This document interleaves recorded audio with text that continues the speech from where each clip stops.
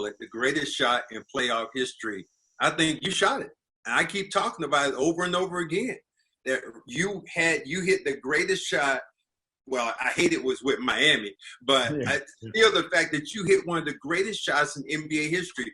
Can you talk about it? Do you remember it? What do you remember so well about it? Because everybody talks about what I talk about all the time. Is I said, Ray Allen had to catch it. Go back behind the line. Toe was behind the line.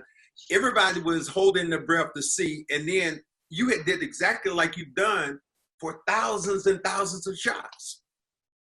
Yeah, and there was a natural progression to my career going from, starting in college. People said that I couldn't get my own shot off, and then I got to Milwaukee and I learned to play this up-tempo game where, we were Golden State before Golden State existed. In Milwaukee, we shot fast and they said it couldn't be done. You couldn't win that way. And then I get shipped out to Seattle to an even younger team where we had this run and gun style where, we had great shooters, guys that could really play.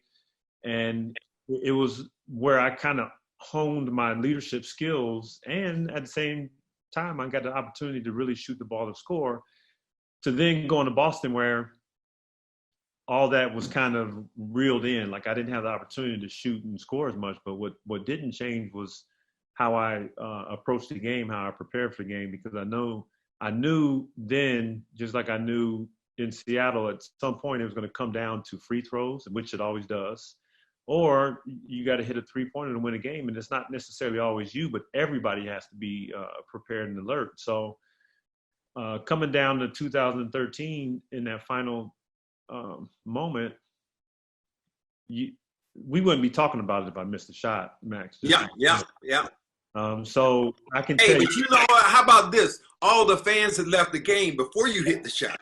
Yeah, and that's an indictment on the culture, the Miami culture here, because they're still a young franchise. Unlike Boston, where you have generations of fans. You think about going back to the 50s and people who watched Russell and Cousy play. So it's indoctrinated into your family. So you grow up in it and you're watching it, and you watch championship basketball then and span the generations, and you watched it forever. So Miami is still going through that process of, you just retired D Wade's number, and he was your first player that's won you 3 championships. So now you see where they go from that to the next generation, and do they win, and you start to build that culture. It's also easier when you're in Miami to, if the game doesn't go the way you want, to kind of turn the page and do something different. When you're go out to the beach, baby.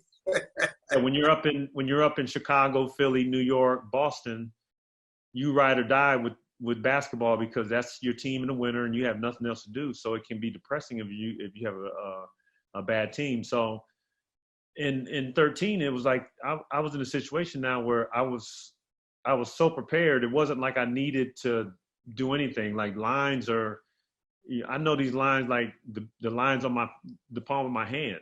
I've been there. I know where the basket is. And so the thing reminds me, or I'm always reminded of in that situation. And for any future situation I get thrust in, I can do anything that I want to do and be good at it as long as I prepare.